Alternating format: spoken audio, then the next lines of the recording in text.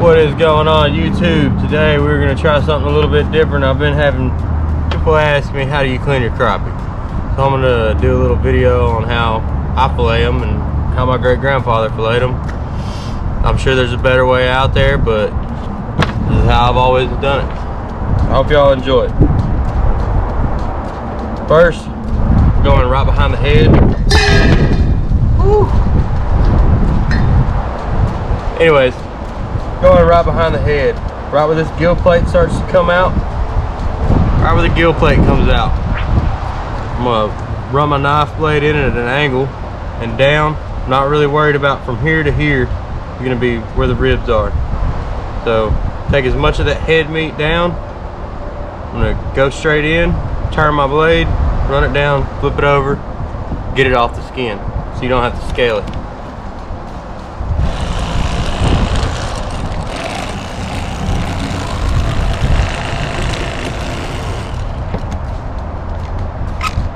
They want to add a little bit of down pressure when you're coming across this backbone.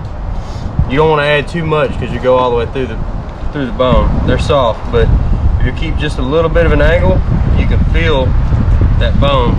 You'll be able to see how we skip down that back spine. Not much meat wasted.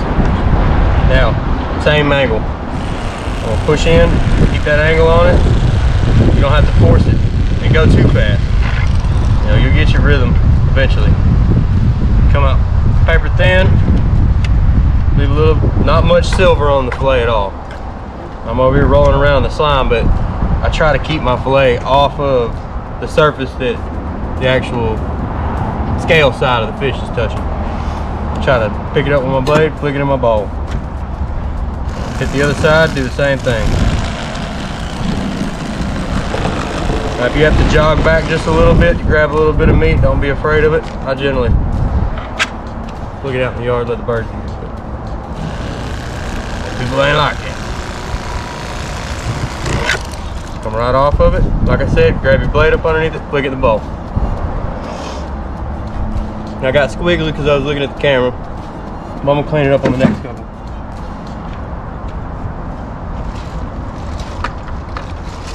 Some people throw all theirs to the side, do rib cages later. I like to do my rib cages later, but I'm a procrastinator.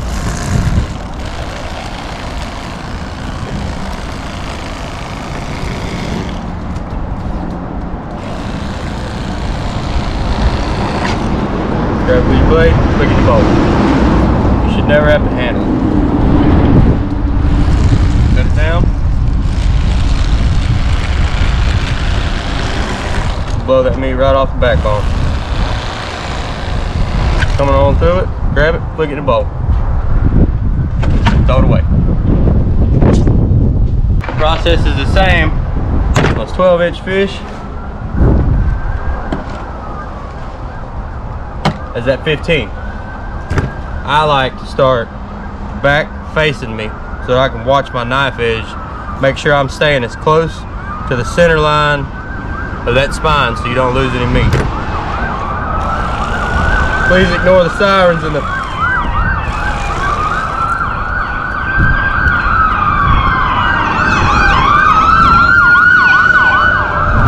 Thank our volunteer fire department. Special guest entrance.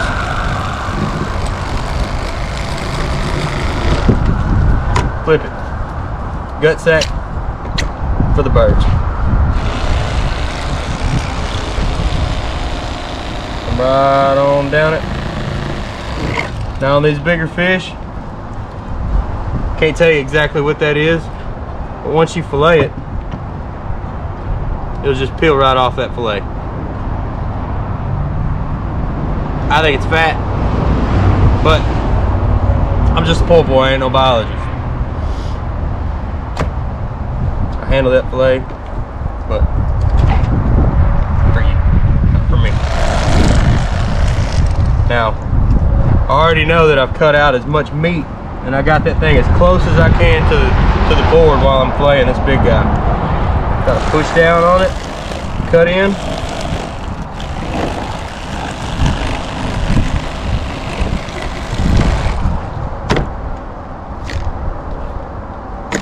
or the birds. Keep that fillet blade aimed down. We'll get too scientific, but I'd say about a 5-degree angle. Pick your blade up. Doesn't matter how big the fish is, you can still pick it up with the blade. You'll find your spot. Look at the bowl, put them in the bucket. Try to do a speedy one.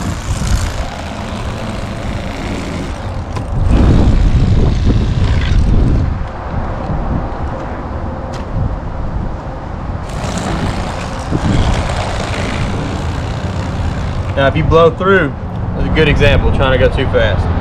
If you blow through that rib cage and you've done separated it like that, the head's off of it, take these 2 fingers, dig them in right here.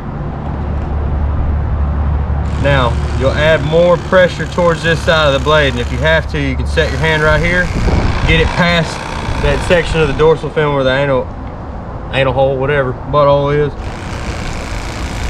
Push on through it.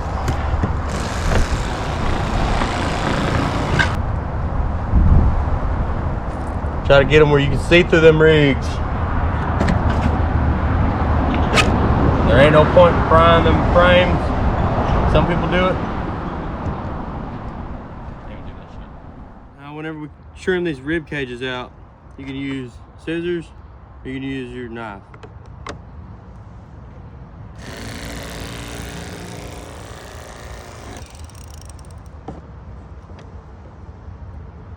That's normally how I do it with a knife. The scissors just go right up underneath the silver part and back around that top part, just like you're trying to do with a knife. I think the scissors are a little faster and they save your cutting board from getting all tore up.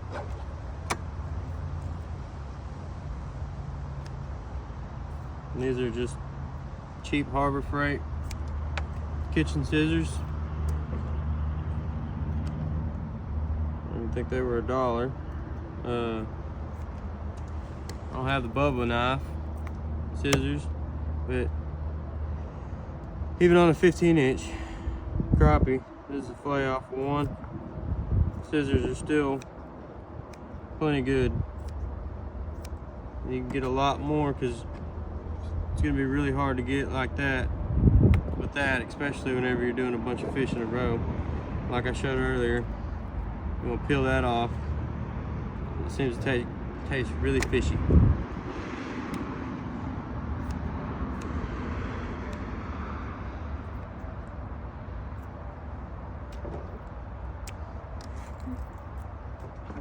One more time on that 15-inch.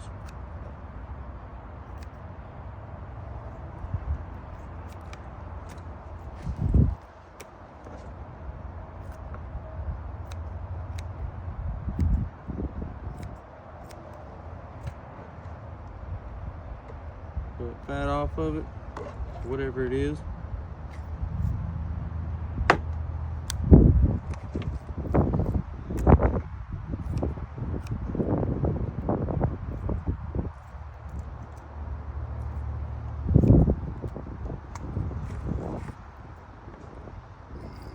This is probably a 12-inch.